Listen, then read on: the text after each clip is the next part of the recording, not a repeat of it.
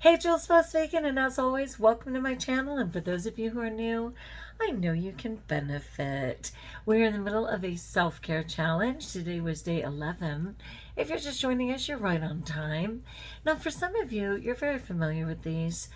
So it's not so much doing a one-day thing. It's kind of a smorgasbord, non-caloric, the best kind, where you're literally just getting these ideas again and saying, oh yeah, that one used to work for me and I dropped it, or hey, I haven't really tried that, or I did just try this and I love it and I'm going to continue moving forward. So it was a really big day for me. It's after 10 o'clock. It's a Saturday. I taught Saturday school, so I had to leave at 6:30. I went and visited my nephew Dean in LA directly after that.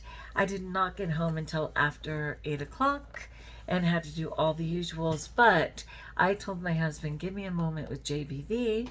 That's my Jules Best Vegan community, because we're in the middle of a self-care challenge and I want to be accountable. So today was to meditate for 10 minutes, and I did not consciously sit down and do my I did not do that. But because I was driving for hours and over 200 miles, I did take time in my car to just reflect and process and to pray. Meditation for me is a prayer. I did talk with God. I did get some great things. And He hooked me up. This is a sidebar, but I've got to tell you guys, because it was truly miraculous. I could not find my credit card. I had a debit card, but I wanted to stop because I always get Dean treats, right? And if you don't know Dean, he's my nephew. He OD'd on Super Bowl Sunday. It'll be 3 years, February 2nd.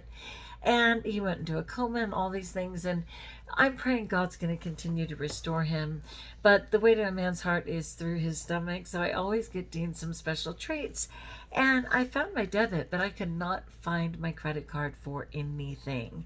And so I literally emptied my entire wallet, put it all back in, emptied my, what's that thing called in a car that stores stuff? Not the trunk. Dashboard. What is that thing called?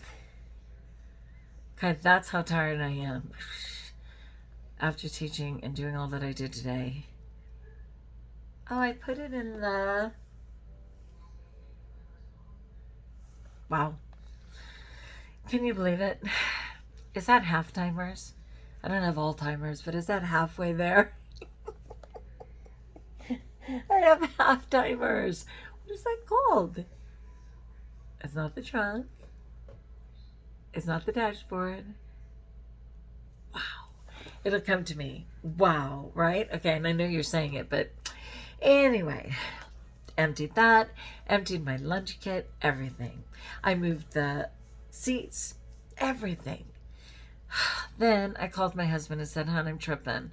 Somehow I don't have my credit card. I've got my debit, but not my credit. And he said, well, when I get home, I'll look for it. And then I said, I'll call the last place that I went to, like everything. I feel so bad. I'm not giving up, but... So then I do it all again. I go through all of it again, just in case. Finally, I'm getting out of the car, and I just have that one debit card. And I decide to tell God his business, which I do if you know me at all. And I was like, Father, are you serious? Why aren't you helping me right now? And guardian angel, whatever, like, how busy are you guys? You can't stop caring for the entire universe and help me out. This is serious. I kid you not. While I'm saying this, and I've surrendered and I'm just about to get out of the car, that card, almost like a magic trick, doubled, and that second card was suddenly in my hand. And I assure you, in no way, shape, or form was that in my hand. Zero way. And I just was so humbled, and I was like, oh, I'm so sorry, Father. You guys are so awesome. Sorry that I was freaking out.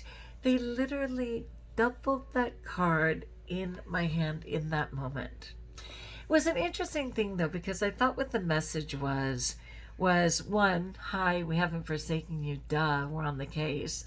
But two, it was like the need to accept people where they're at and to know that maybe people are doing the most that they can, even though we can't see it. And that's kind of a story for another day, but that was the message that I received, and a double card miraculously in my hand. I was more than happy to call my husband and say, "Hun, found the card." Oh, right? Oh my goodness. Okay. So today is day 12. I always stay one day ahead, so it's actually for tomorrow. And this one is to create a morning routine. And believe me, some of the people on here have had morning routines for years. So in your situation, do you need to change it up? Might it be refreshing to change it up? So it says start your day right with a morning routine. Customize your routine with activities that help you set you up for your best day. This could be sitting outside with a cup of coffee, making your bed, absolutely. Doing a morning stretch, need to incorporate it. Whatever gets you in the mood to tackle the day ahead. Once you perfect your morning routine, stick to it. Consistency is everything, right? Research shows that it takes a person an average, let's hear this please. Let's hear this, because when I started this, I said we're at a 60-day challenge before Christmas.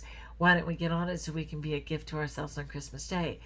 Research shows that it takes a person, on average, 66 days to make performing a task a habit.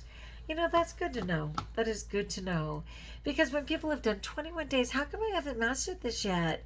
30 days, what's the problem? I've been doing this forever. 66 days, my friend. 66. Good to know. So this comes from the National Library of Medicine, because there's always a hyperlink. And it's actually a peer-reviewed abstract proving why 66 is the day to do it. I may extend our self-care challenge a day to share this article, because I think it'd be worth it. So let's just look. It says the importance of creating habits and routine. One of the greatest challenges to lifestyle medicine is patient adherence, as in moment plus moment equals momentum, right? From Tanny Raw. Lifestyle diseases inherently require lifetime prevention and treatment. Therefore, adherence to lifestyle medicine recommendations must also be long-term. Long-term adherence implies that a routine incorporating health recommendations has been developed, and that may just be for eating God's food, right?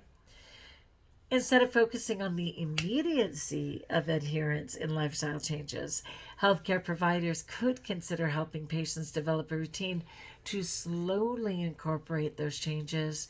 This perspective may enable greater long-term adherence to lifestyle change recommendations. And then it just goes from there. Here's the quote. Implementation of a lifestyle change implies that a routine is followed and habits are formed. And I'm sure it just goes on to explain how indeed 66 days is, ding, ding, ding, ding, the key number to making that happen. So let's consider taking an extra day, because I think all of us, whether it's with food, whether it's with a behavior change, whether it's acceptance of what's going on in your life, it would be worth learning a little bit more about the patience of allowing ourselves more than 21 days, more than 30 days, let alone a lifetime. 66 days for that habit change. All right, my friends, like if you like, join us if you haven't, subscribe. Let me know in the comments below how I may support you. And until we talk again, best of all, we're still breathing, there's still hope, and we're blessed.